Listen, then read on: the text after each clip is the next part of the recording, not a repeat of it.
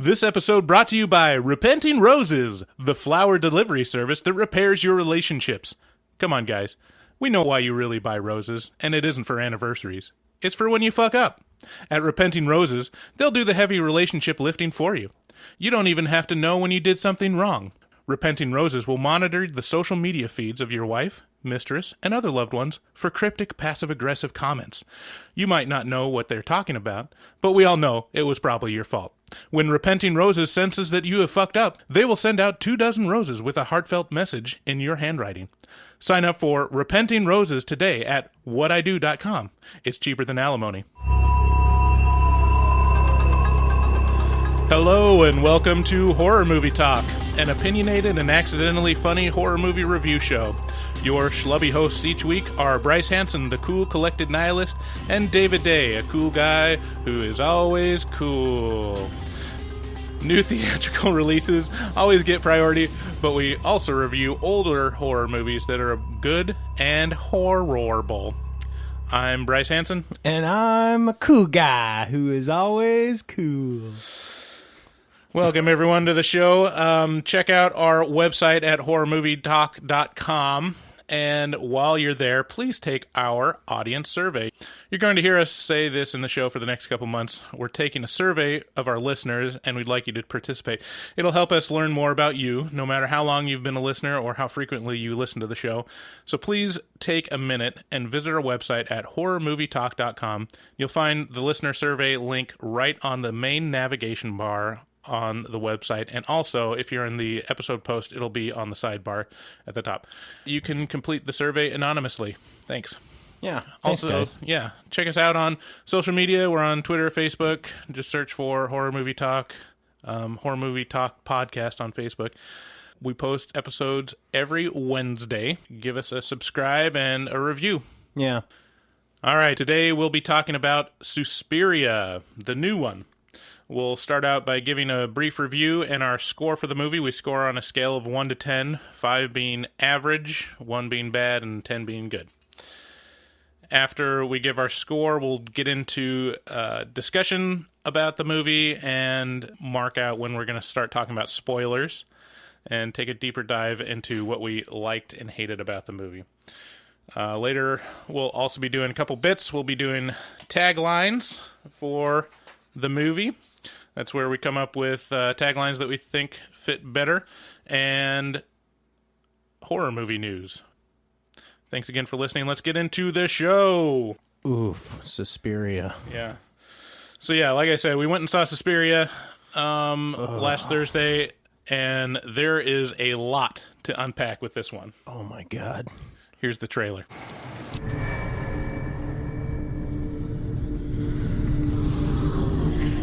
At the beginning, she gave me things. Perfect balance. Perfect sleep. Oh, she wants to get inside of me. I can feel her. Oh, she can see me.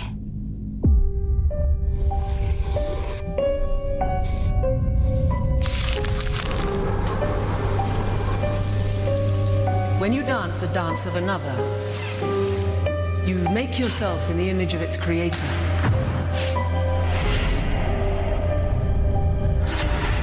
I feel like I'm not even here yet. Madame Blank's incredible. 1, 2, 3. The way she transmits her work. You have to decide, what is it you want to be for this company? There's more in that building than what you can see, Doctor. You're living with dangerous people.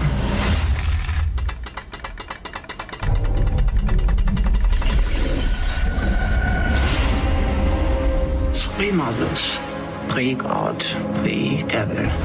Mother Tenebrarum, Mother Lacrimarum, and Mother Suspiriorum. Darkness, tears, and sighs.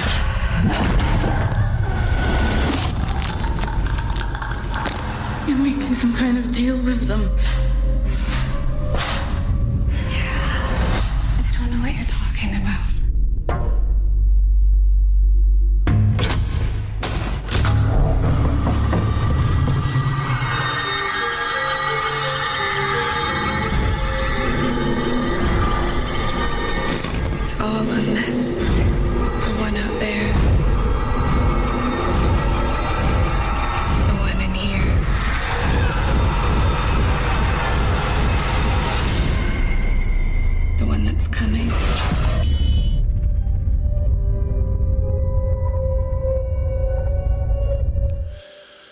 So yeah, Suspiria can be found in select theaters now. I think it's about 250 theaters across the U.S., and I assume it's going to have some kind of wide release eventually. People are going to be talking about this a lot. Just going back and listening to that trailer. Oh my God. It gives me the creeps. Yeah, I watched the trailer and I didn't realize how much they show in the trailer in terms of like one of the more disturbing sequences. And yeah, anyways. This movie makes me physically upset. Right. Very upset. Yeah, the experience was very interesting sitting next to David because he was very uncomfortable. Like, squirming. Anyways, we'll get more into that. Suspiria takes place in the politically tumultuous 1977 Berlin and follows a young woman, Susie Banyan, played by Dakota Johnson, seeking out her dream to dance in the famed Tanz Dance Academy under her idol, Madame Blanc, played by Tilda Swinton. Not everything is right in the dance academy. The movie opens with a frantic and distressed dancer, Patricia, played by Chloe Grace Moretz, which was surprising me. I didn't recognize her. She was visiting her psychiatrist doctor, Joseph Klemperer, played by Lutz Ebersdorf. We'll get to him later. Yeah. Patricia's frantic and panicked statements about the academy come off as schizophrenic and delusional to Dr. Klemperer, but are an omen of things to come. We find out that the dance studio is undergoing a crisis of leadership as the company is split between having the unseen founder, Helena Marcus, continue as the president. I can't remember what it was. Director? I don't know. Yeah, there was a lot of I just can't remember what the title that they're electing to. Or Madame Blanc, the artistic director. As Susie gets integrated into the dance studio and quickly ascends to principal dancer, Dr. Klemperer and another dancer named Sarah, played by Maya Goth, investigate what is going on at Tanz Dance Academy. Lots and lots of concurrent plots and protagonists in this movie, so we'll have a lot to talk about. It's complex. And it's 2.5 hours long. So, yeah. I mean, there's a great quote from Tilda Swinton that I'll play later. This is undeniably a good movie, but depending on your taste and comfort level, it might not be worth seeing. David was highly disturbed by this movie. Yeah, this movie, like, it's ruined the last couple days for me since seeing it. Like, it's just stuck with me and made me upset. Yeah, it deals with many different concepts at once and features many concurrent protagonists. So there's a lot going on at the same time. At 2.5 hours, there's plenty of time to explore the characters and themes, but I still came away with questions about what exactly I just witnessed. Yeah. While trying to navigate the labyrinthian plot, the viewer is exposed to some of the most disturbing body horror in recent memory, and the film is very dark, paranoid, and nihilistic. The acting is superb and fills in the gaps of the script that really doesn't do you a lot of favors in spelling out what's going on, and in the end, I think it's a very effective film that should stick with you and give you plenty to talk about with your friends. I gave it a score of 8 out of 10. I don't disagree with that score at all. In fact, I could be convinced to go to 9 or maybe even a 10. Like, personally, I will never watch this movie again, ever. This is such a... It's a lot of things. This movie is a lot of things, and one of them is interesting, and another one is complex, and probably the third most notable one is, like, kind of too complex, and it stands for so much. You know, there's so much subtext going on. Yeah, it feels like there's a lot of analogy and metaphor going on. Yeah, like socio-political commentary that you want to know what is this? What does this mean? Yeah.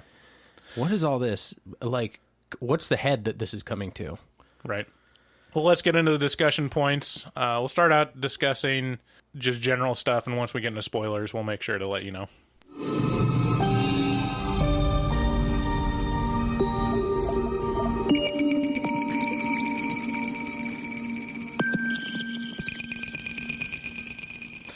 Okay, first thing to talk about, and we've already started talking about, is how uncomfortable this movie made David feel. So we went and saw it at 9:30, which is usually past David's bedtime. This was my theory of why David was so uncomfortable. Cue the gaslighting. Well, because he was, like, what time do you usually go to bed? Oh, usually like 10 or 10:30. Yeah. So it started at 9:30 and ended at midnight. Yeah. Right? Yeah. And then David was drinking a couple beers because they offered that at the theater. And Sober October just got done. Yeah. And about halfway through, David was squirming around and sighing like a toddler that was watching like a drama. Just like, it was why? It was not because I did not want to be there anymore. It was so upsetting to me to sit through this movie. Think of the most upsetting movie for you that you've ever seen. Okay, like all the ones that come to mind for me, I realized recently after this movie, I was like, this is more upsetting than Requiem for a Dream. This is more upsetting than Pie. This is more upsetting than Mother. And then I realized, oh, those are all Darren Aronofsky movies. So it's more disturbing than the Darren Aronofsky movie. Yeah, this is more upsetting than Mother, which is hard to do, and Requiem, which is hard to do. Yeah, I don't agree with... I was impacted way more by Requiem for a Dream, but also when I saw that, I wasn't jaded, so it probably had more impact at the time. Yeah. Like, I don't know. For me, the characters... it might have been that I was just really focused on taking notes and trying to unravel what was going on, that I wasn't really being affected by what was happening to the characters. I was just kind of like letting it I happen. wanted to stop watching this movie immediately. Well, how many times did you leave the theater, and how many of those were just to collect yourself? 2. And no, it was one to get a beer and another to go to the bathroom. So it wasn't like I wanted to, like, because I thought you left 3 times. I remember after we were driving home, you said that you were nauseous at one point. I I thought you had left the theater just to like get some air. This was such an upsetting film for me. I just it was. Yeah. I did not leave to get some air. It just made me feel ill, which is not usual. Like, actually, I shouldn't say that. It is something that happens to me. You know, like if I'm looking at like a YouTube video of somebody high up, you know, those videos where they're like balancing on a crane on a skyscraper or something like that, that makes me nauseous. And this did a similar kind of thing to me, where it was like I just had to sit there and watch this horrible body horror happening. Ugh. Yeah, it was unexpected. Like, I was not prepared for the amount of body horror that was in this movie. Sorry. Body horror that was in this movie. Because, I mean, it just looks like a movie about witches in a dance studio. It's like, and there's a big pointy thing, so you're assuming it's like a slasher or something, but not like a full on Cronenbergian. Let's put your body in a trash. Let's put your body in a trash compactor and just fuck you up. Like, yeah. So, your mileage may vary. Just hopefully, if you listen to us talk about it, you'll get a better sense of whether you'll enjoy it or not. But it is a great movie. Yeah, it's definite. I can't deny that there's all the elements of, you know, a long-standing classic, and one of those is definitely the score. Yeah, Tom York is the music director for this, I guess. He did the score and all the music for it. It was a great fit. Yeah, I thought he was a perfect choice for it. This is the first score he's done. If you don't know, Tom York is the lead singer in Radiohead, my favorite band. And his bandmates, both Johnny Greenwood, is a pretty famous film composer now. Yeah. He did There Will Be Blood and a couple other P.T. Anderson movies. I think he did The Master and something else. Anyways, he's a known film composer now. And Phil Selway, the drummer, also did a film score on One last year. Wow, that I I haven't wonder listened to. how does a drummer land something like that, you know? I mean, they're all great musicians. Like, I'm not saying they're not. It's I just a drummer. don't doubt that any of them couldn't pull it off.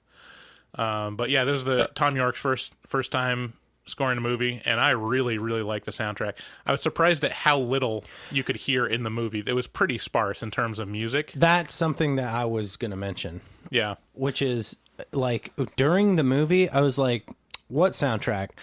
Like, that was my thought. I was like, what's going on here? But upon re-listening to that trailer and having such a I didn't sit here and watch a trailer. I'm just like you guys at home or in the car or wherever you're listening to us. I was just listening to that trailer as it played, and I was like, it made me not happy. Like, all those audio cues were very effective in bringing me right back to where the most uncomfortable parts of that movie took place. Right. I'm pretty sure you can listen to the whole soundtrack on Spotify right now. The best track is Volk, which is heavily featured in the trailer, but it's the music that the main dance is done to. Simple, discordant, yeah, upsetting. Yeah, and it's it's really good.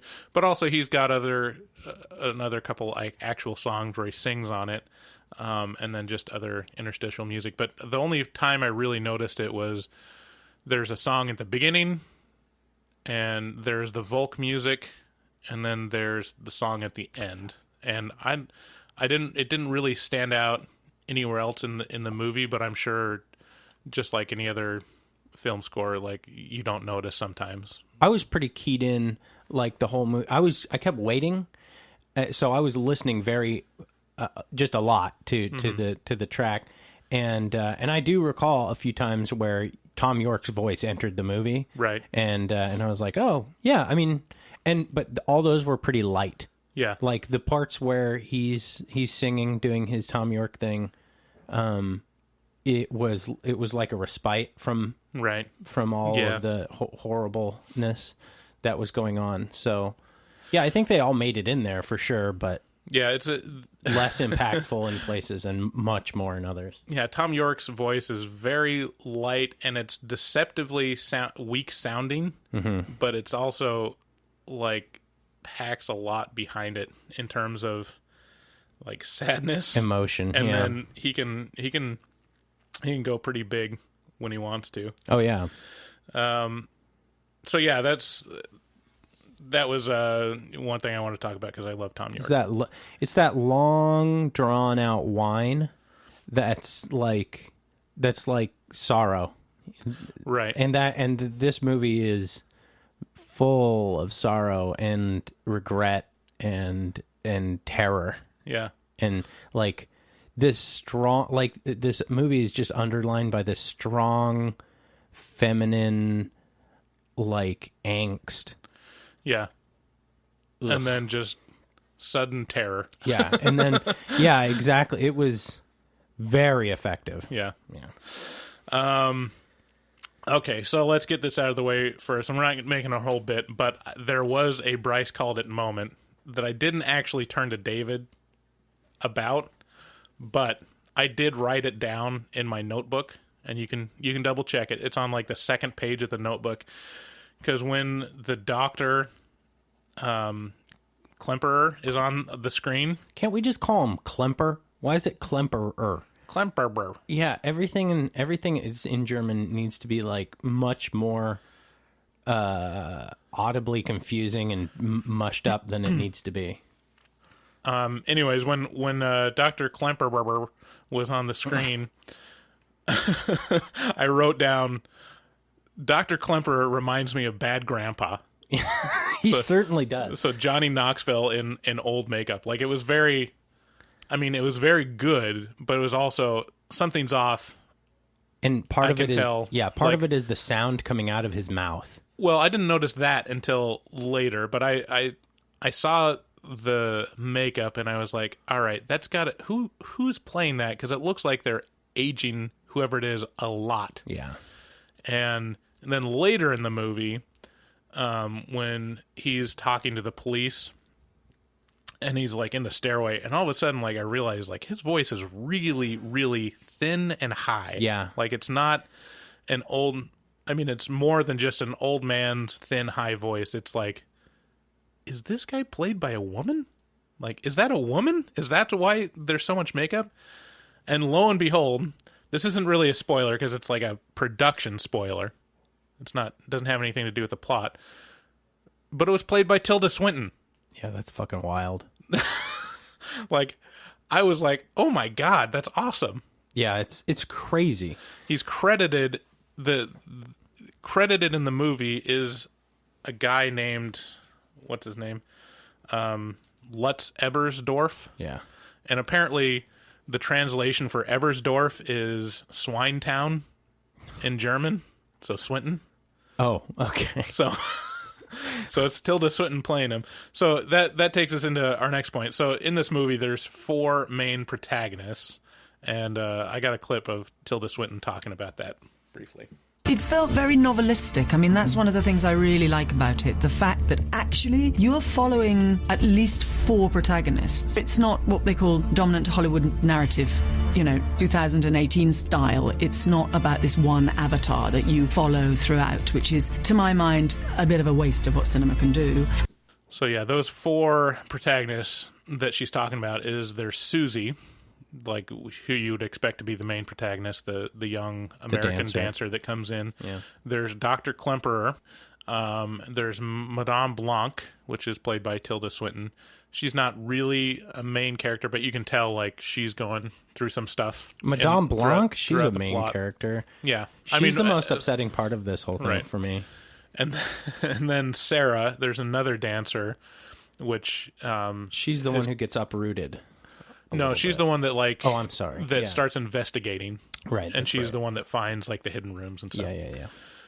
So Dr. Klemperer is kind of the real innocent in this movie, right? The only male. Yeah, who is not a male. Yeah. In truth, there's only two actual males that are actual characters, and they're police. Yeah, they're the 2 policemen that show up.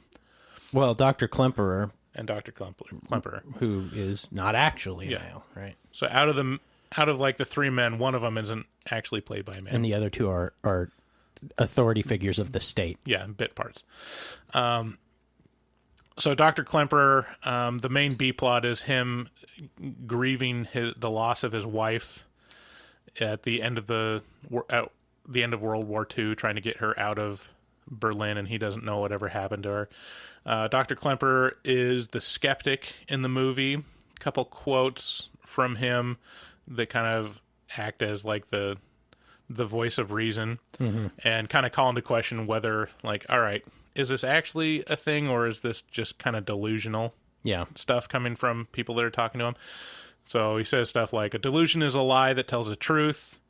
Love and manipulation, they share houses very often. They're constant bedfellows. And then another quote is, you can give others your delusion. This is religion.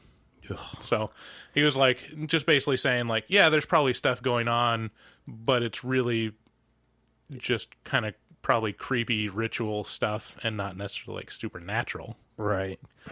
Oh, Dr. Klemperer. Oh, how little do you know. Oh, you poor man. You poor woman, man. Yeah. About Susie, I think this might be one of the reasons why you were much more disturbed than I was, because a lot of what you talked about was the corruption of innocence as being disturbing, and I don't think Susie was an innocent, not in this movie, because she seemed like a very willing participant, and when stuff came up, she was all about hopping on board and accepting.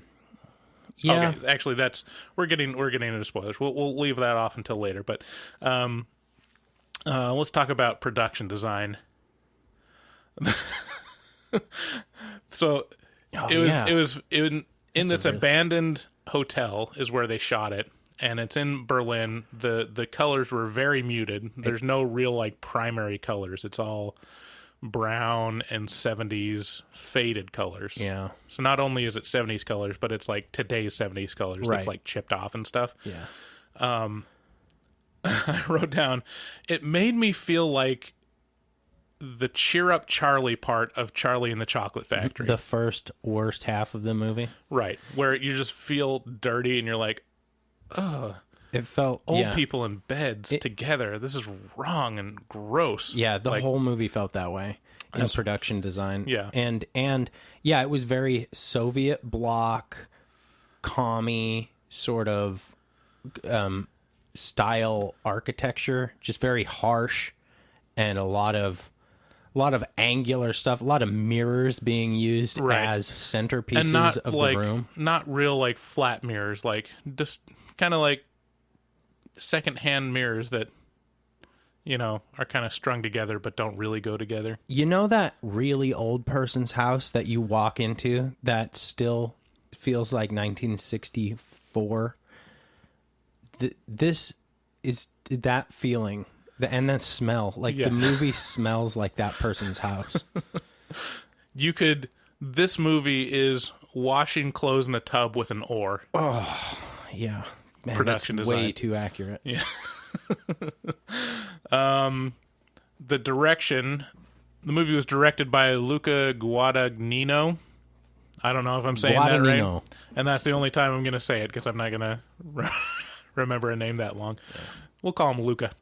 Anyways, he's a great director. There's a lot of stuff in here that was just a lot of the unease and disturbing sense that you get from the movie is just from the direction. There's some cuts that are just disorienting and like jump cuts where the person was at one place in the room and now they're at another. Like it's just very kind of plays with your sense of time and space, and use of kind of crane shots and zooms in a way that hasn't really been done for a while. And so it feels very 70s and experimental. Yeah, this, you know, the more I think about this, the more it reminds me of like a super indie, like almost like a film student piece of someone who's trying to show their edge so much that I don't know how to explain it better than that. Like this, like something that wouldn't be seen very much, like almost like a snuff film. Well, I mean, the phrase that you would use is art house. Yeah. I think it's definitely an art house horror movie. I wouldn't go as far to say it's like a student film because that to me denotes that it's shitty. Yeah, I don't mean student film in that it's like it's amateurish or anything like that. I mean, whoever is releasing this feels as though they can go balls to the wall on everything and be as crazy as they want, and people will respect it. Yeah, it's very, very similar to Aronofsky in that it's pretty experimental and it pushes the edge in terms of just how uncomfortable you can make someone with just editing and direction. What about the acts? Yeah, the movie was in 6 acts. I read it as 8 acts, but my eyes are going bad. So there's 6 acts in the movie. And these are the titles of the act. I didn't get Act 1. I don't know if you wrote that down or if it actually had a title. So Act 1, Act 2 is Palaces of Fear. Act 3 is Borrowing. Act 4 is Taking. Act 5 is The Floors Are Darkness. And then Act 6 is Suspiriorum. And then there's an epilogue called A Sliced Up Pear. So I just put that down there because I wrote those and I wanted to say them. What does Suspiria mean? Does it mean something? Is it the name of the place? No, it's one of the gods. I mean, it was in the trailer. 3 mothers, pre-God, pre-devil. Mother Tenebrarum, Mother Lacrimarum, and Mother Suspiriorum. Darkness, tears, and sighs. So Suspiria Mother Suspirium is the mother of sighs. Like, Ah. So, yeah. Okay. All right. I get it. All right, let's get into spoilers. So, yeah, let's talk a little bit more about Susie. So, yeah, she didn't come off as innocent to me because she was very willing and ambitious throughout this movie. Like, she was all on board, and even when, like, she could see that, hey, stuff is really fucked up here, and people are kind of dropping like flies, and what's going on, she's like, I'm fine, because I'm moving up the ranks a lot, and I'm getting to talk with my idol. Right. And, you know, it's never hinted at that you're kept here without your free will, right? Mm-hmm. You can leave. Right. Although, I mean, it feels like there's a spell on everyone. Yeah. So, yeah, I'd say, but with that being said, she just basically magically has abilities that she'd never had before in terms of dance. Right. And she's like, yeah, this feels really weird, and I'm completely exhausted and feel like I'm being used, but I'm getting what I want. Let's ride this out. Yeah. Yeah.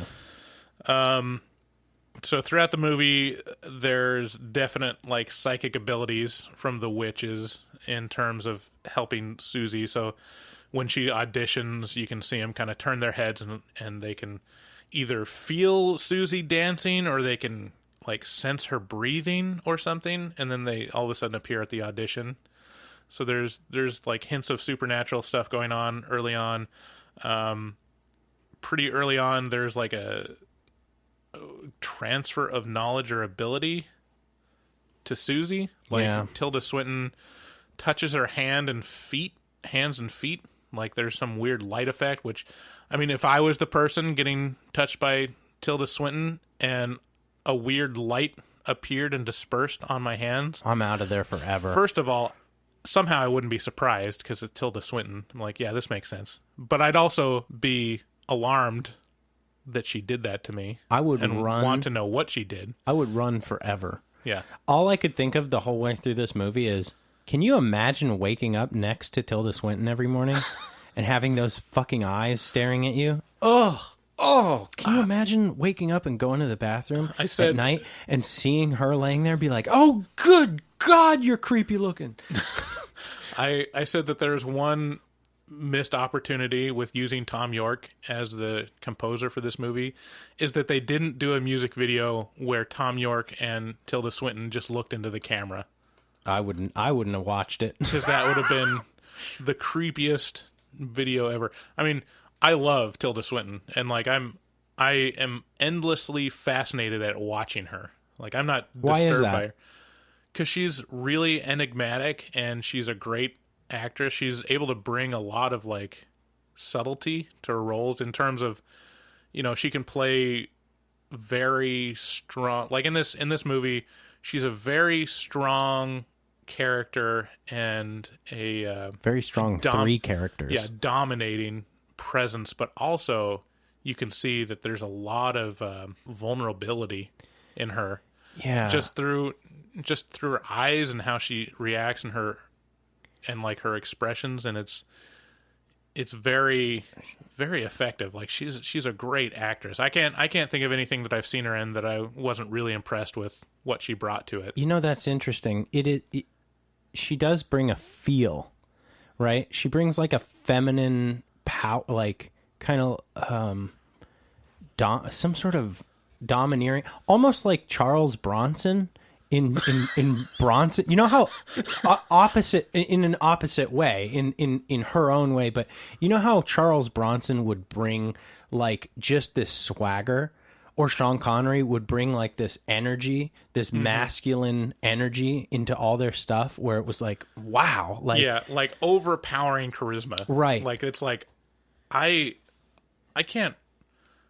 This is uncomfortable to watch because I'm overpowered by this person's life energy. Right. And she brings that in a different form, obviously, in her own like flavor of whatever energy she's bringing. It's palpable to everyone sitting there and experiencing it. Yeah, and she's the other thing is if you watch interviews with her, she is sharp as a tack. She's really, really intelligent and funny. Yeah, like she's really funny on interviews, and so I think that's kind of what undercuts my unease because she plays some pretty disturbing characters or really like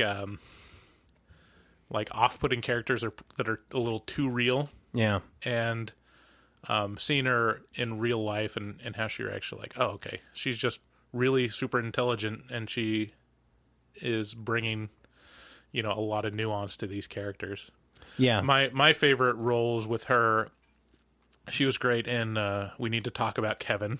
That's a super disturbing movie. Yeah. And like the funnest role that she's had for me was in Constantine. She was Angel Gabriel, so she was playing another male role, and that was just great casting because you can totally believe that Tilda Swinton, she's kind of like a, sexless in terms of like David Bowie, it's right? Like he's a guy, but like if he was appeared as a woman or something, it's like you would. No one would be bothered by that, regardless of the of how acceptable that is at the moment. Like everybody's just like, yeah, that's what he is, right, or what she is, right. That's the second time you're the second person in recent memory who has been like, Constantine was good. Yeah, to me, Justin, our friend Justin, also very much enjoyed 2005 Constantine, and which is surprising to me because I just remember walking away from that movie being like, what a piece of shit. Like, this movie was bad and boring, but as it turns out, and I thought, this is going to be such a forgettable film, but two people whose opinions I respect very much have been like, Constantine, bro. I'm like, okay. Yeah, I liked it. I thought it's very stylistic, and I thought it was one of Keanu Reeves' better roles in terms of what he brought to the acting in it. I mean, Keanu does not have a very large palette, especially compared to Tilda Swinton or someone. Yeah, not a fair pair up. But yeah, I thought it was fun and good. I think David is too close to the source material. It's based off of a comic, and you probably read the comics, right? Well, I mean, you knew the backstory and like the mythology of it and stuff like that, which is probably the more interesting part to me, of just like how they treated those themes. And like, I always get a kick out of how people treat the afterlife in movies, because you can go lots of different ways with it. You can do, funny, you can do cynical, you can do like very poignant. Yeah. It just felt like a nothing to me. Yeah. It was just like, eh. Well, Tilda Swinton in it was great. She's Galadriel. No, she was Gabriel. Angel Gabriel. Thinking Galadriel of the West. Mm-hmm. No, that was Kate Blanchett. Yeah. I thought Kate Swinton. I thought that Tilda Swinton had played Bob Dylan in that movie where 23 people played Bob Dylan. Yeah, but that was Kate Blanchett. Oh, so wait, 23 people played him, right? That a lot of people played Bob Dylan in that movie. Yeah, I don't think it was 23, but it was a lot. Huh. But Kate Blanchett was like the 60s Dylan, like right as he was blowing up. And she did a great job. But yeah, I guess that wouldn't make sense as Tilda Swinton, because Tilda Swinton is like really tall. Anyway, so Suspiria. Remember that movie? Mm-hmm. All right, so there's a power struggle in the academy. There's an election where they're trying to decide who's going to lead the academy, and it's split pretty much down the middle. There's like a difference of a couple votes between Marcus and Blanc. Madame Blanc. And we never see Marcos, but we see pictures of her. She's this old woman in goggles and like hag-like. But all of the action around the nefarious witch stuff and what's going on with Susie is related to Marcus somehow, because it's stated that Marcus will live. We found the right girl in time. So somehow they're going to eat up this girl, Susie, to the benefit of Helena Marcos, the leader of this dance troupe. Yeah, they're basically succubus. Like they're pulling the life of these young women with their powers. It's pretty obvious early on that there are actual witches. There is some sort of like coven inside this dance academy, and from the notes of the girl that the dancer Patricia that left and talked with the psychiatrist, he finds out kind of some of the mythology behind it. And I played that clip already about the three mothers. So there's Mother Tenebrarum, the Mother of Darkness, Mother Lacrimarum, the Mother of Tears, and Mother Suspiriorum. This is another horror. Lots of horror words. Suspiriorum. This is the Mother of Sighs.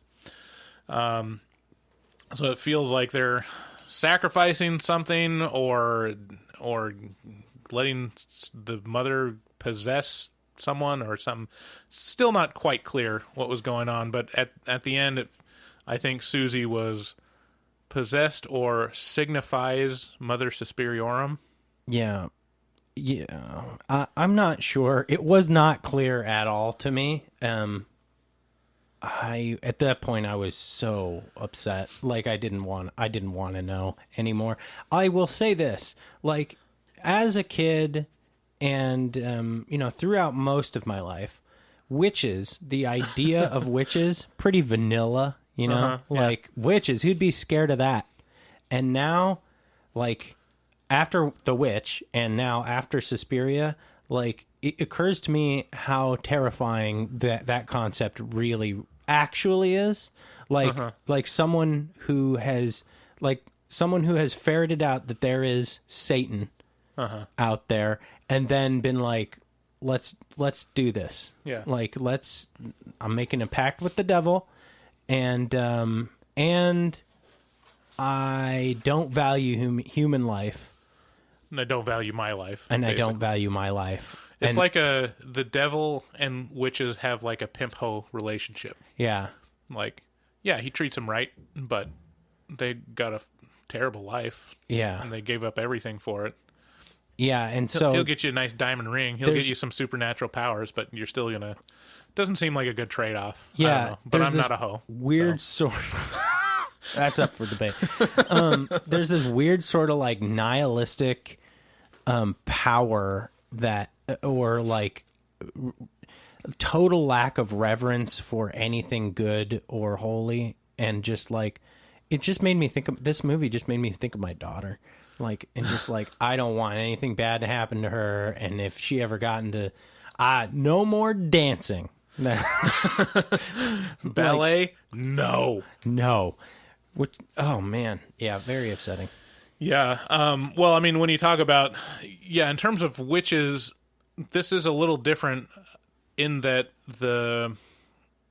it's stated that these mothers, these goddesses, are pre-God and pre-devil. So this is like pre-Judeo-Christian stuff, supposedly pagan religion around these mothers. And so it's much more pagan witches than, witches that are making a pact with the devil. But I think that's actually probably what witches actually are. I think it's a pre-Christian thing usually. Yeah, some sort of pagan. But that doesn't take away from it. Yeah. It's just... I remember growing up when I lived in Tualatin in my friend's backyard. I can't remember how we came up with it or who told us, but we fully believed that this woman was a witch. And that there was a shed in her backyard, and that's where she did all her witch stuff. And I remember kind of asking her or bringing it up, and she's like, yeah, I'm a witch.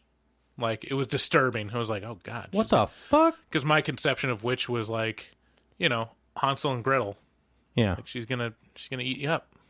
So I was just a little kid. This was like kindergarten or earlier. And so... What? Yeah. I've always had kind of like in the back of my mind, like, yeah, witches ain't good. I don't like witches. Yeah. I don't know. The concept seems so vanilla and so... Well, it's cartoonish because you associate witches with Halloween a pointy and hat and laughing like and hocus a broomstick. pocus. Yeah. But not these witches. God damn. These are real witches. All right. I mean, there's a lot to talk about with the mothers, but I still don't really understand what's going on at all. And we can talk about kind of the finale, what happens at the end that kind of reveals, I don't know, whatever it reveals. If anyone in the audience has a good grasp on the symbolism, the metaphor, how, like, I feel like I'm going to do a disservice to this movie in my attempts to, like, I had a strong feel that maybe this was like a nod to the Holocaust, or maybe this was a nod to like communism or the Soviet, you know, East Berlin, something strange, like all of the different things that this could stand for was meant to stand for. Yeah, I think what I came away with is that it was really about a political power struggle, and from people on the outside or even participants in it, you don't have all the information until it's too late. Yeah, that's the doctor. Yeah, and Susie. And like Susie. She doesn't really know what's going on, but she's a participant. Right, she's a willing participant and therefore going to pay for her actions. Like when you vote for, I mean, it's election season coming up right now. Get out and vote. But now I'm going to undercut why you shouldn't vote. But like you elect people and all you hear is kind of the surface level stuff. You don't know who these people really are or what's actually going on or what their motivations are. I like this. But you still vote. This is what I've always felt, which is, yeah, you can vote for that guy, but he's just a different brand of evil. Right. Like, yeah, you're just gonna elect another evil over here. Like, you don't like that evil that's there, but yeah, what's coming ain't any better. Right. It may look better and feel better, but ultimately, weird shit. Yeah. So I think, you know, the outside stuff that's going on politically during the storyline is the Bader Meinhof group, or I looked it up on Wikipedia, the RAF, or Red Army faction in Berlin, which was like they're in West Berlin, but they're a very ultra-liberal group to the point where they like teamed up with Palestinian terrorists. Whoa! And to do like political action stuff. And so they're like really, really towing the line, and probably went over the line between political activism and actual terrorism, you know, because they actually hijacked a plane or something like that. God damn. So it's a lot. I mean, then that's an interesting concept of, okay, we've got West and East Berlin, and the West is supposed to represent freedom. You know, the West and freedom, but even in the West, there's this faction and political faction that wants, you know, socialism and whatnot. So anyways, it's just very, very confusing and like kind of nihilistic what's going on politically at the time, and that reflects in what's happening at this dance studio, is that there's an old philosophy and a new philosophy, and no one really knows what it is or what the actual effect of it is. Yeah. And I don't know. We should probably touch on the body horror. Oof. So it was genuinely shocking and disturbing. Yeah, there was a lot of contortion and a lot of crunching. Yeah, there's the thing, and I've talked about it before, of like the horror and the trailers using just people bending over backwards a lot and their back cracking as being like, oh, that's horrifying. It's like, and yeah, it is, but it's so overused. Of like Overlord. Overlord, or like, oh, look, they're contorting in unusual ways, and that's just that would hurt me, but they're supernatural, so that's really off-putting. It's like that, but to the nth degree. Just taking, if you could take up a person and ball them up in your hand and throw them across the room, like toss them hand to hand. It was like watching they're Play-Doh. That's what this one scene was like. You know those machines that they put cars in to crunch them down into cubes? Yeah. It was like watching an invisible car cruncher do that to a person. And like close up on their like, organs starting to poke through skin, and it was just really, really disturbing. It's making me ill right now. Yeah. And it was somehow this girl has some kind of psychological attachment between herself and Susie, as Susie was doing the first dance. She was trying out for like the lead role, and this other girl had just quit, and this other girl got trapped in this room, and she was just tossed around like a rag doll, somehow attached to Susie, but not in a very clear way. Like, it wasn't a puppet way, because she was crumpled up like a used piece of paper, like an old McDonald's cheeseburger wrapper, and someone was like, I'm done with this. Yeah. Except it was a human body, and they played with it for like 10 minutes. Ugh. Yeah.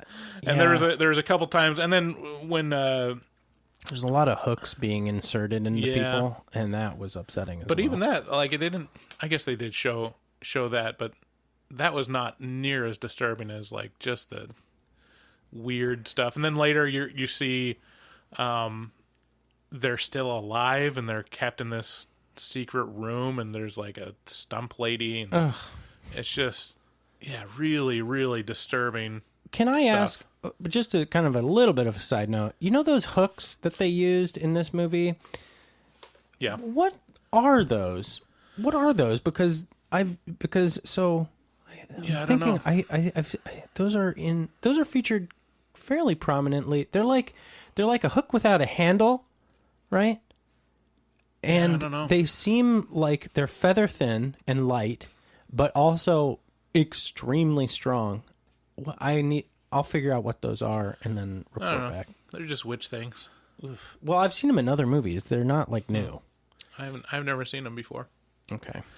The other thing of note between the body horror that is interesting is just the juxtaposition between the dance and body horror. Because, I mean, when you're dancing and doing stuff, it's basically like just contorting your body and doing, sometimes unnatural things or pushing it to the limit, and then putting that right next to someone actually getting crumpled up like a rag doll is like very...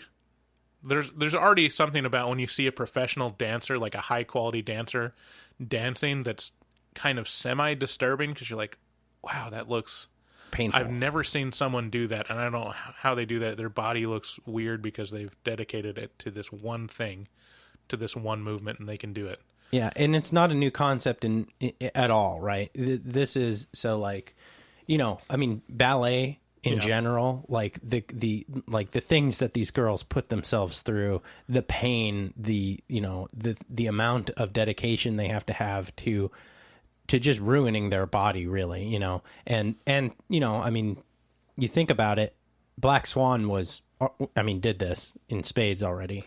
Yeah. And really focused on the actual physical brutality of being a professional dancer. Yeah. And how it can really just wreck you physically. Yeah, you can turn into a bird person. Right.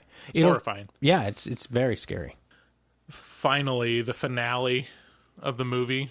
So it all leads up to, very slowly, to this Black Sabbath kind of like horrifying ritual that Susie is being prepared for. It's a dance.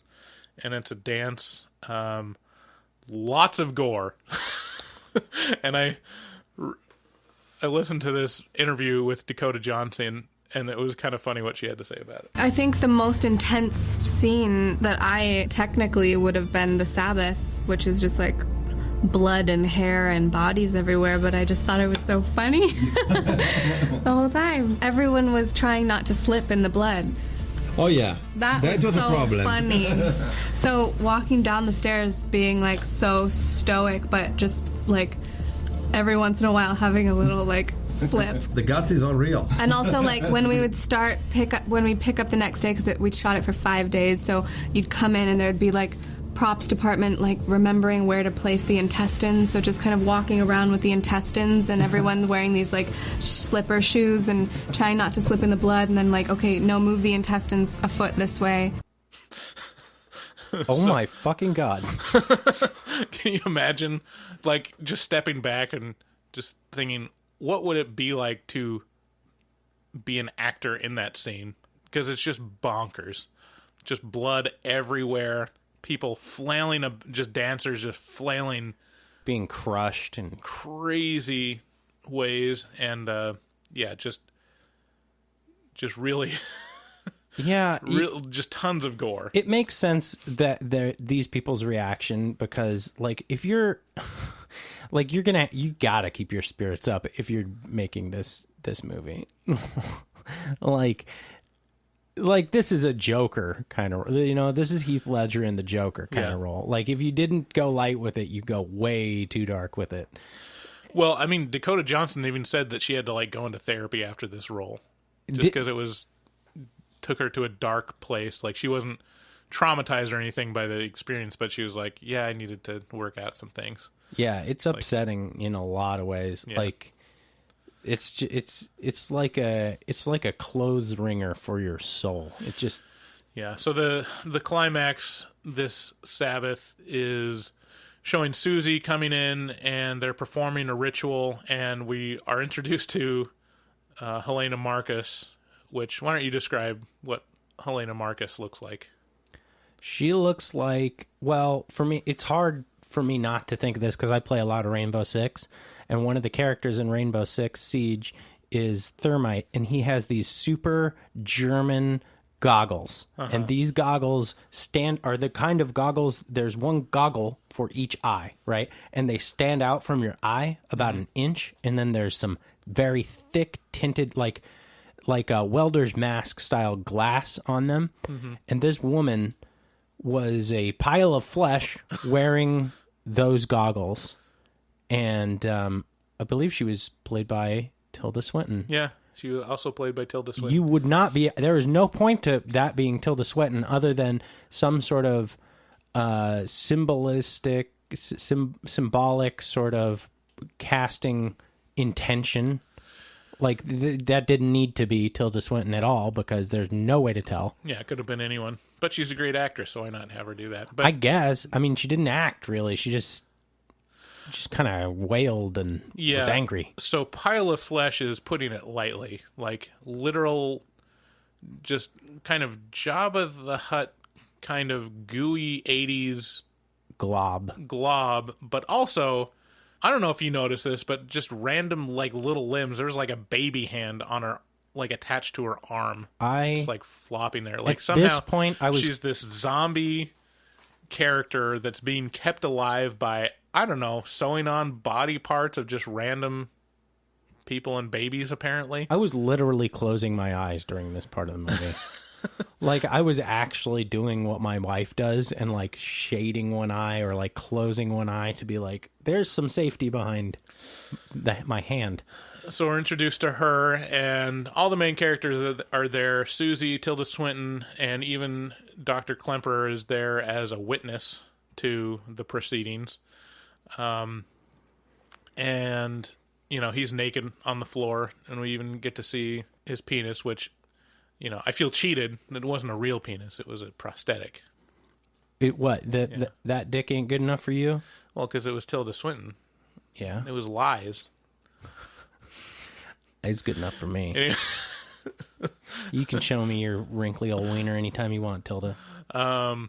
So apparently on the set, she would flash her dick at people, which would be probably a lot of fun.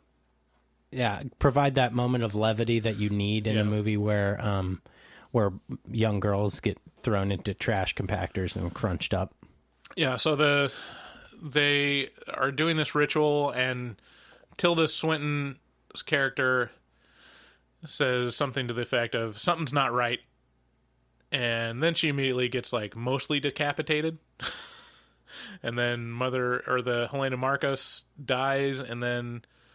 Susie is possessed by this mother, and then the mother of death or something is walking around and literally just exploding followers of Helena Marcos. Yeah. But not everyone. Apparently one on IMDb, and not everyone that voted for her is killed. I mean, I can't believe that they would think that you'd keep that close track, but just most of them were just literally just exploded in blood. So blood was everywhere. There's intestines and whatnot. And then you take away that this Mother Suspiriorum is incarnated through Susie, and that she has to like forsake all her mothers. Oh yeah, we never even talked about the storyline of where Susie came from, that she's from this religious Amish family in America, and her mother's on her deathbed in Iowa. Yeah. Or Ohio. Oh, maybe it was Ohio. It was Ohio. And at a point in the finale, they're like, you have to kill your mother because you can't have any other mothers. Yeah. And she's like, all right. Cool, bro. All right. You know, do you remember when we were in like high school or like junior high, or maybe even before, I can't really recall, but when Harry Potter started coming out, people were like all worked up about like, no, my child can't read about this. This is of the devil.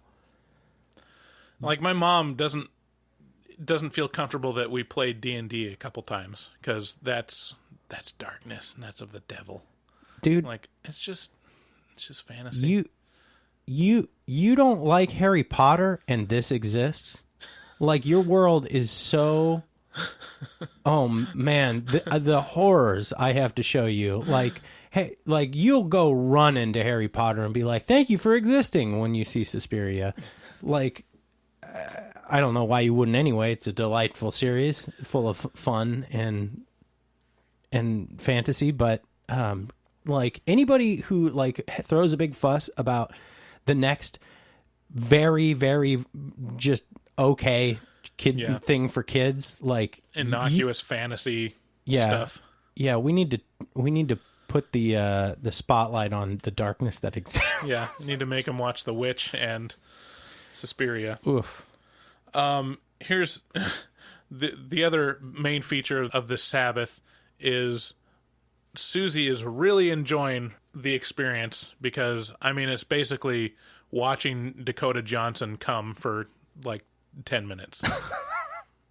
Yeah. Like, and that's like another part of witchcraft, of like, that's kind of the nefarious imagery of, they want to be witches because they want to come. So women coming is just the worst possible thing. Yeah, it's well, I mean, the basis the most disturbing thing you could possibly show is a woman coming. Right. Well, I mean, the fear of witches is kind of basically is like the patriarchy's fear of femininity, right? And like everything that goes with it. Right. And like, you know, your moon cycle and like, you know, and your sexuality, like you being a sexual being also, and how like foreign and alien that is to society and how they don't want to accept it and all that kind of crap. Yeah. And yeah, there's a lot of like sexual undertones throughout this movie that it's very, I mean, the mother of sighs, I mean, that's basically, you know, mother of coming is how I interpret that. Yeah. Because after her first kind of possessed dance experience early on in the movie, she describes, like, it felt like fucking. And she's like, you mean like a man? He's like, and she's like, no, an animal. Yeah. Like, that's right. Jesus. Yeah. Yeah. Really pagan. Like, full pagan. Yeah. And just, you know, the reactions and like the connections, like the psychological or the what's it called? Psychic connections between the witches or the older people in the dance studio and Susie as she's dancing. It's all like a heavy nod. Yeah. Like they're really enjoying this. Right. Like they're not just enjoying it, they're really enjoying this. Everybody's coming in their pants. Yeah. Right now. Lots of laundry to do at the end of the day. Yeah, there's a lot there is a tremendous, this whole movie is made to make to address the fear or the discomfort around femininity. Yeah. And how witches stood for that, right? Yeah. How it's like.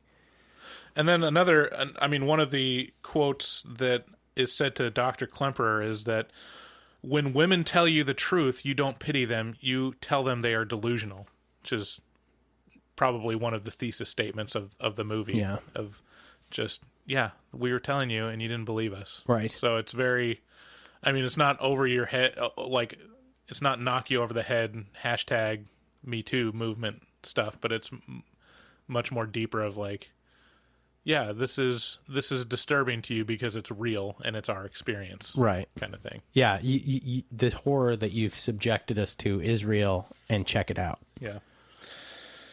So the epilogue is basically Susie taking away Dr. Klemperer's. Well, first she tells Dr. Klemperer what happened to his wife, which is a nice little, the only closure you really get in the movie. And then she takes away all of his memory of everything that happened. So he was a witness to everything, but then all of that memory is removed. Yeah. So it's kind of dark. And I apparently, wish that could have happened to me at the end of this movie. Apparently there was a bonus scene after the credits where Susie makes some kind of gesture towards the camera. So I don't know what that meant, but we missed it. We didn't stay for it. Just pointing at her vag. What's up? Wasn't there a chest vagina in this movie?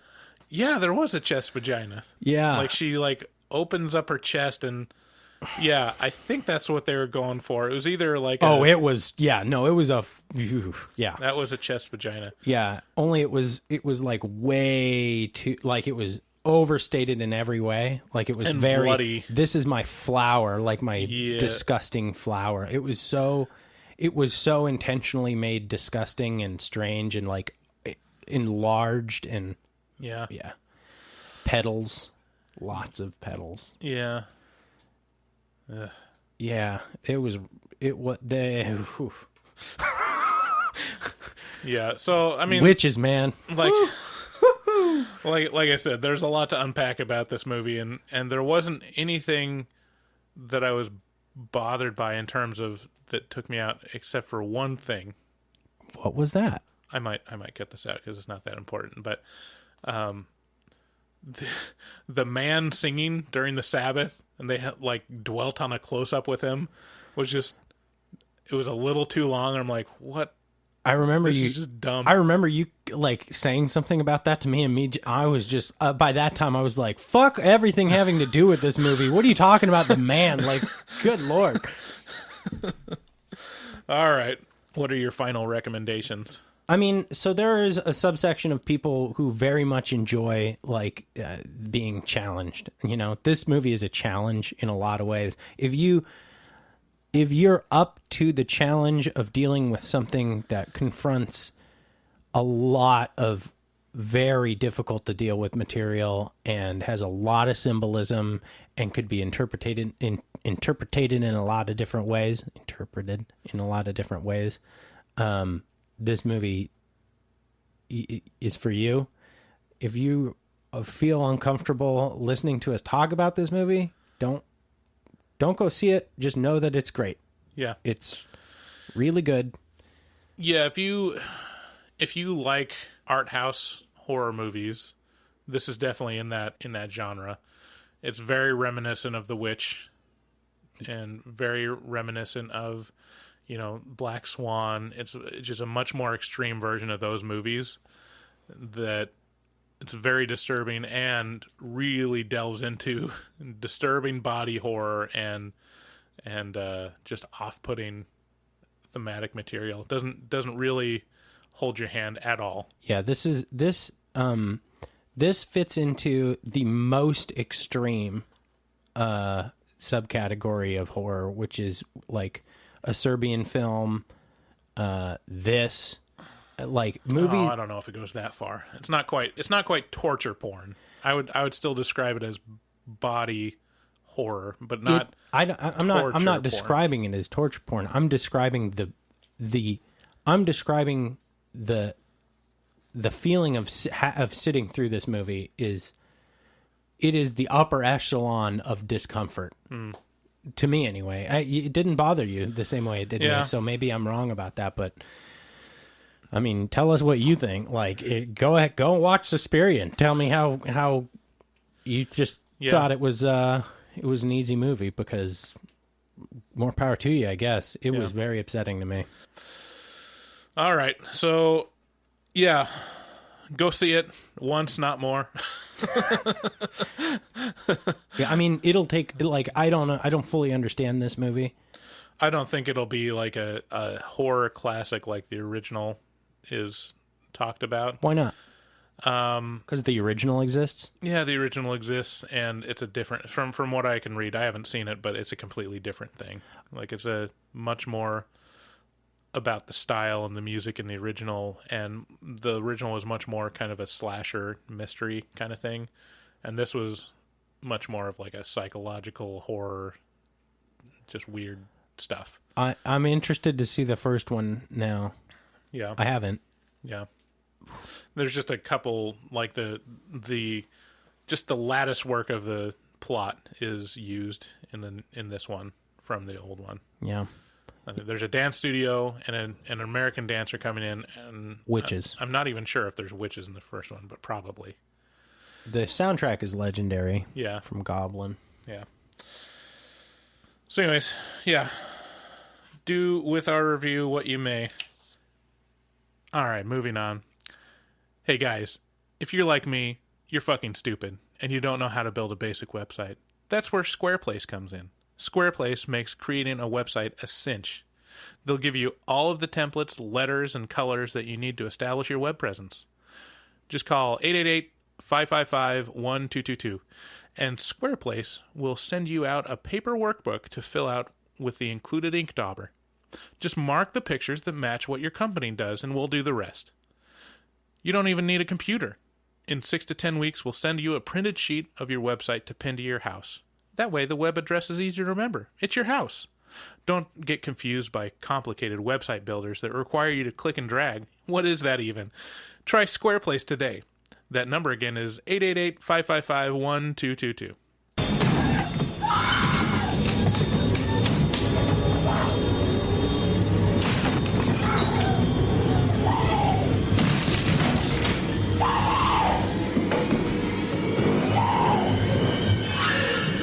Here's taglines.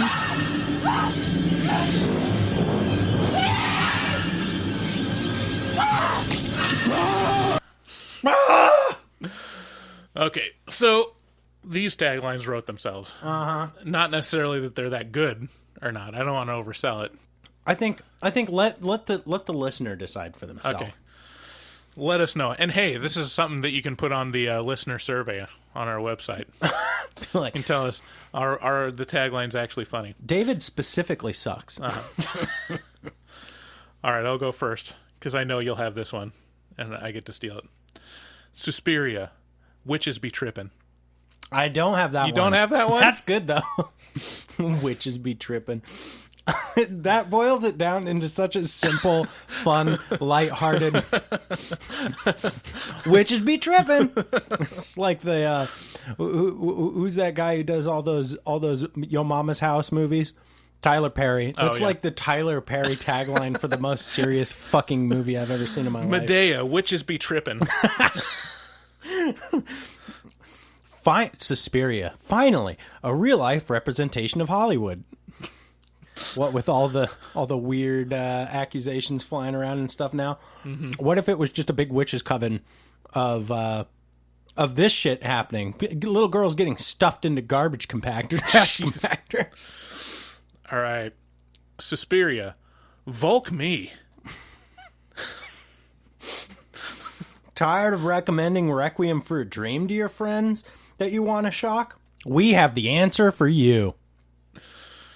Suspiria, bad grandpa has a bad day. He sure does. Suspiria, the nuclear holocaust is coming to a theater near you. Suspiria, Mean Girls in Motion. Suspiria, Who says femininity can't be toxic too?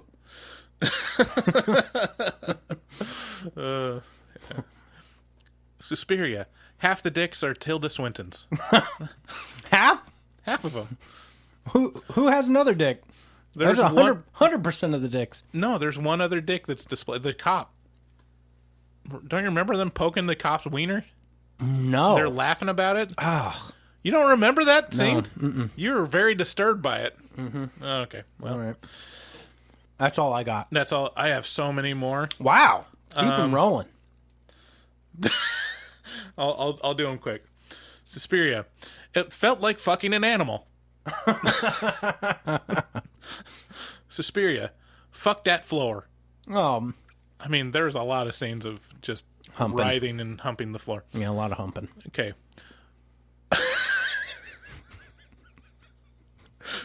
Keep the laugh in. Suspiria. Footloose, but more literal.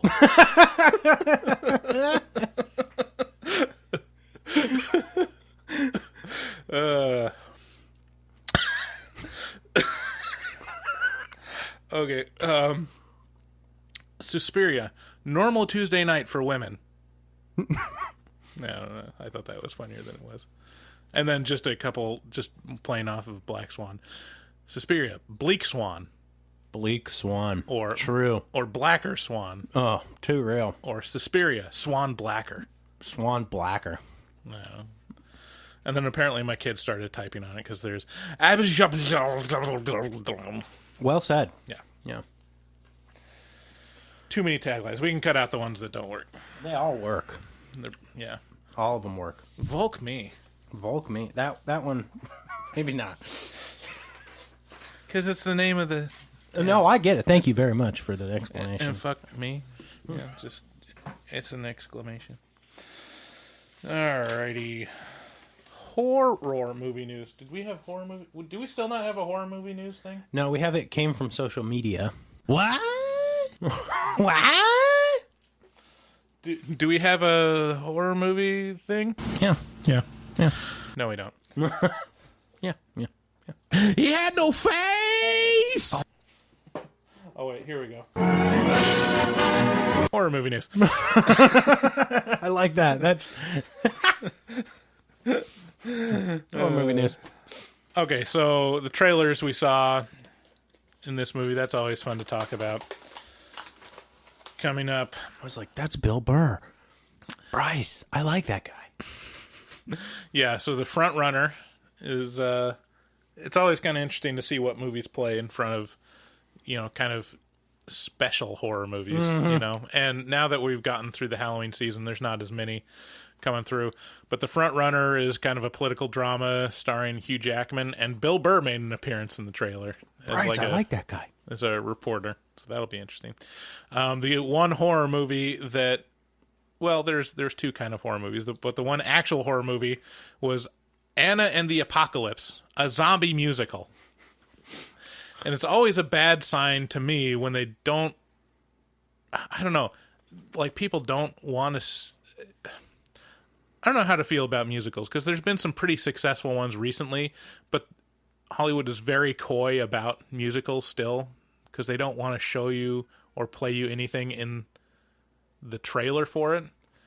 Like, if you watch the La La Land trailer, there's like nothing in terms of the music or people actually singing in it. Wasn't it you that went and you're like, this is a musical? Yeah. And was surprised by it? No, that wasn't me. I never watch... Look, there's two kinds of people in this world. People who enjoy musicals and normal people. And god damn it, are musicals annoying to me. I love musicals. I grew up on musicals. Yeah, like I said. You just haven't seen the right ones.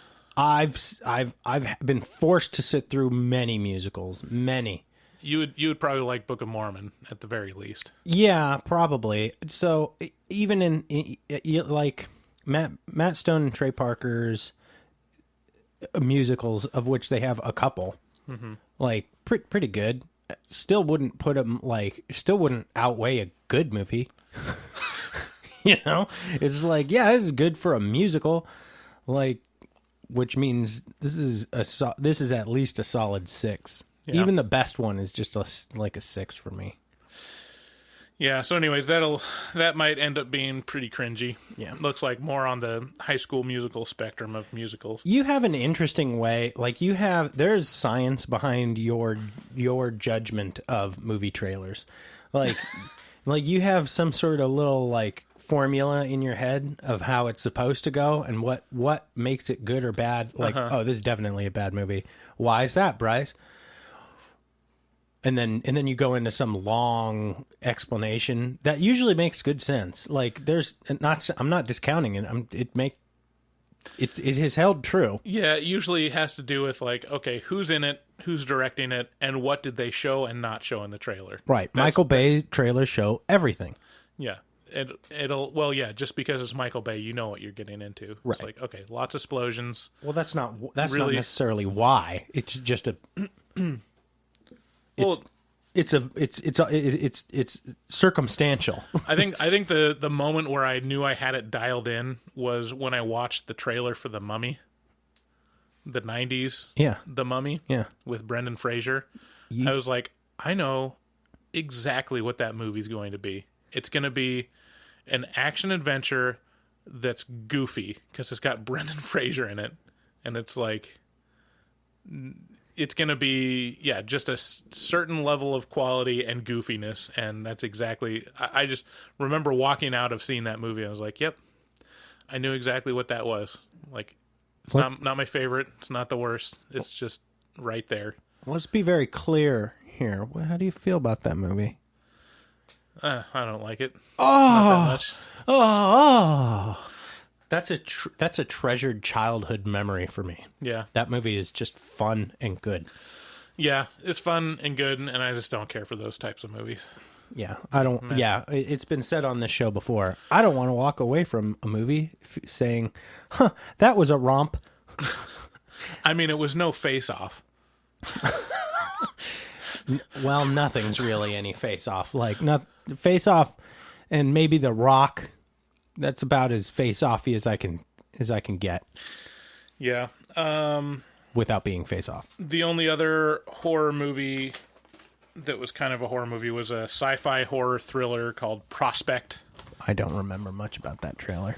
It was the astronauts. They're on some kind of alien planet and harvesting some kind of, unobtainium. I will always love that concept. I just went and watched Moon yesterday. Man, great movie. Sam, what's his name? Rockwell. Sam Rockwell. Great. Like, playing a whole movie by himself. Yeah. With only Kevin Spacey's voice to talk to and himself. Great movie. So now that movie's problematic. What, Moon? Yeah, because it's got Kevin Spacey in it. Oh, I see what you mean, problematic. I was like, why? Because of cloning? I agree. Couple actual news items. Bloody Disgusting reports that LeBron James has a pending deal to produce a remake of Friday the 13th with Vertigo Entertainment. What the fuck? On my list of things that don't need to be. Yeah. Why? Yeah. Didn't they just do a remake of Friday the 13th? Yeah. Yeah, not too many years ago. Like 2014, I think. Yeah. Vertigo Entertainment, as in like... No, I would have said DC Entertainment if it was the Vertigo that's tied at DC. Yeah. Huh.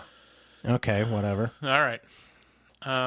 Would you, if LeBron James is starring in the movie, would you actually be scared for LeBron James if someone was trying to kill him? I feel like a 7-foot. He's like, clearly athlete. gonna be Jason. Oh, is he? Clearly. All right. He's a mountainous giant of a man. He would have to be Jason in that movie. All right, there you go. All right, the iconic Exorcist steps in Washington, D.C. may soon become an official historic landmark. So the steps, they're located in a Georgetown neighborhood of Washington, D.C., and they're made famous after being prominently featured in The Exorcist, where the dude is thrown down the steps. Oh. So it's been a popular tourist destination for horror fans, with many reenacting Father Karras' death scene for fun photos. Oh, man, how cool would it be to... Well, At first, I'm like, how cool would it be to live near something like this? And then I go, God damn it, that would be annoying after a while. Yeah. If you had to, like, walk down those steps and there's, like, people at the top, like, excuse me, we're trying to take a photo. And you're like, it's just, like, their friend at the bottom of the stairs. Like, oh, God. I'm trying to live my life. Thanks. I've got to go to Starbucks, so can you make it quick? Yeah, so that's the only real news. There's been rumors about another Nightmare on Elm Street movie. Like Robert Englund was just recently on some TV show. The Goldbergs. And he said like he'd be up for another movie, and it sounded more like, yeah, sure, yeah, I would do it. More like he could use a paycheck than anyone was actually asking him to. Yeah. And then I think the original actress said she was up for it too. So it's kind of one of those things where you get a couple of the actors saying like, yeah, we're kind of on board. I need money. And if there was enough like, you know, Kickstarter or internet upswell, maybe it would happen. But Juju. I'm not betting on it. Well, Wes Craven's dead. Yeah. And I saw like pictures of Robert Englund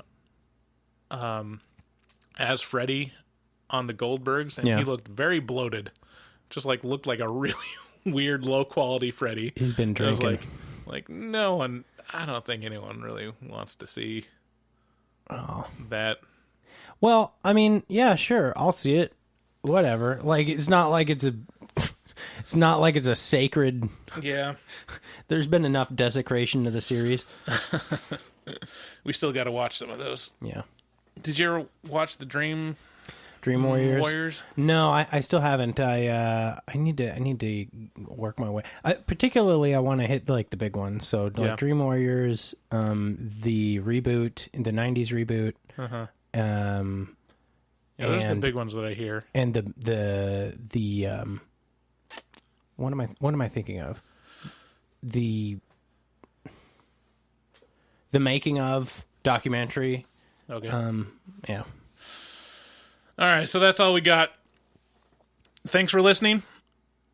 Again, we're currently surveying our listeners to learn more about you. Please take a few minutes and visit our website, horrormovietalk.com, and click on our listener survey link found on the main nav bar on our website or on this post. It's on the sidebar as well. If you like the show, share it with a friend. It's pretty much the only way we're going to grow, and we really appreciate it when you do that. What were you reviewing next week? Overlord? Yeah, next week we should be doing Overlord. Yeah, that'll be fun. More backbending action. I think this is going to be a much lighter, much more fun, adventurous sort of movie than Suspiria. Yeah. Although, just about anything. Schindler's List probably be a lot lighter. So, not joking. All right, thanks again. Subscribe and leave a review, all that stuff. This was... Hang on, we're doing that again. Okay. That was so low energy. Okay. All right, guys. All right, guys. All right, it's Bryson David signing off of the horror movie. Oh, jeez. Thanks again, guys. We really appreciate you listening, and we want you to have a good week. And, so... we love you. We love you. Bye-bye. Bye.